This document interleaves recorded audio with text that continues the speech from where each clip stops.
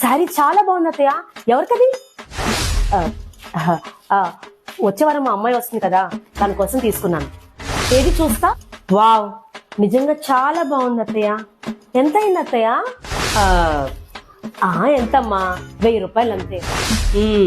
చీరకి ట్యాగ్ పీకడం మర్చిపోయినట్టుంది. 5000 రూపాయల చీరని 1000 రూపాయలు అని చెప్తా ఈవిడ పని. అయ్యో అత్తయ్య, ఎప్పుడు సంవత్సరానికి ఒక్కసారి కదా వస్తుంది, ఇలా 1000 రూపాయల చీర ఏం పెడతాము? కొంచెం కాస్ట్లీ చీర పెడదాం అత్తయ్య.